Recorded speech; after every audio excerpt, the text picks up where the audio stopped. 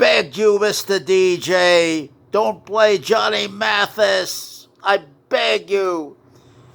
And don't make it a lady's choice. The chaparritos, the little guys like me, we walk around the dance hall like chicken without the head, begging for a dance. And after we have to play fucking dancing. I've done it. You wouldn't want to dance with me, would you? You wouldn't want to dance. This is so that we're in control. I'm in control of the rejection process. I'm telling the truth. And a short, small man like me, I end up dancing with my jacket. It got so bad I wanted to bring a mannequin to the dance hall. That's right. That's right. I asked Fidel the cop, is there any law against bringing a mannequin into your nightclub and talking to her, getting a drink for her? Is there any law against this? He said, there's no law against it, but man, I don't know. It got so desperate. It got so desperate. Only someone like me can tell the story. Only someone like me knows what it is to be the short, small man. Only someone like me knows what it is to be the pariah. To be in the cage until the monkey comes. To be a symbol. To listen for any word I could get from any woman that would be a concrete memorable I could take and masturbate to it. And build a story, build a soap opera around it. But it has to be realistic, and I set up my body pictures and masturbate. And really get into the masturbation hypnotically. I know how to create a hypnotic situation and make it as viable and vibrant and realistic as possible, but I need material, I need concrete. I'm the one who walked around the cities of New York looking in a garbage can for pictures of Playboy pictures. I could set up to masturbate, get my cum shot for the day. I'm the one who sat around and come up with strategies for the dance hall that all fell apart.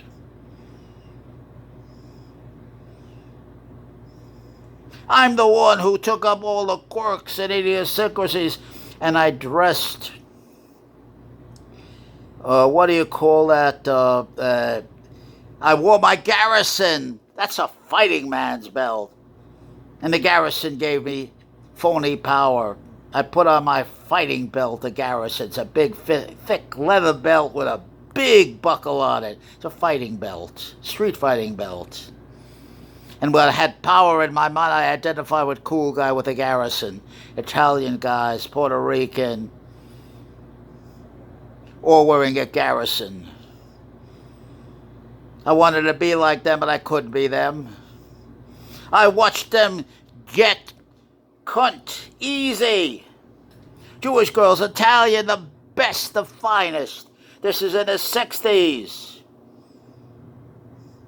I saw it with my eyes. I saw Dirty Boogie with my eyes. I saw so many things with my eyes. Went down to the village, Greenwich Village, and I was hustled. My partner and I, Jay Siegel and I, were hustled. We gave our money to be set up with a couple of the Greenwich Village women in tight jeans and miniskirt. Oh, we saw it in Greenwich Village, all over the place. We gave our money, and we would play the Murphy game. We heard the phone call. They made the phone call to set us up. We got the address, and they said, take and say Jonah Gimp sent you, and you boys will be fixed up nice. It's already done. We gave our money. We went to the address, a fashionable home or hotel, whatever you want to call it, in Greenwich Village, New York City. Knocked on the door and say, Jonah Gibbs sent me. Where's the action? They were going to call the police. We ran like hell. Ran back to the village. And two white guys, for $15 a piece, we'll tell you what happened. We'll tell you where the women are. Where are the women? What happened? We waited. They're up on the roof. On the roof? We went up to the roof, no women there. We came back down again. 2 more villagers, Greenwich Village. They said, for $10 a piece, we know where the women are. They sent us to a gay hotel, you understand? We went to the police and told what happened.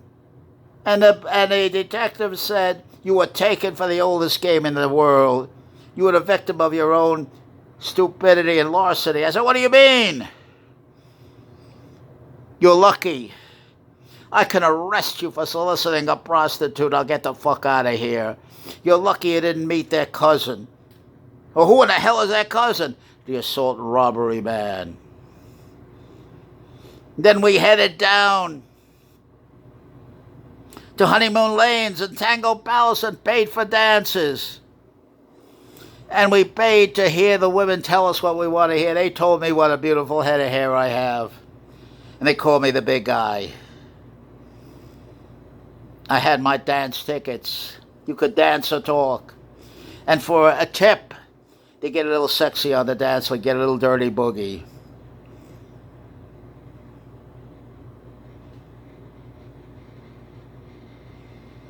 We did everything.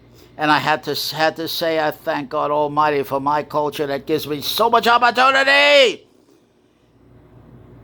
to escape, to come up with hero figures, to project all my power away into my hero figures, to settle for the sizzle and lose the steak.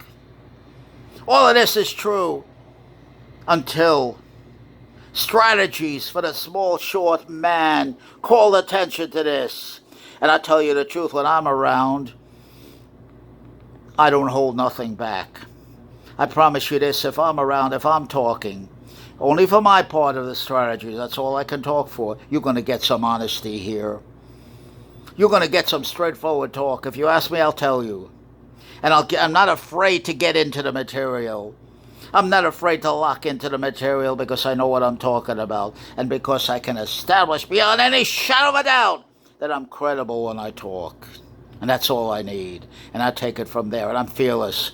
Believe me, around this material, I'm a fearless character. Taken me a long time to say what I mean what I say, and defend it. Any place, any time, anywhere, and to anybody. Without apology.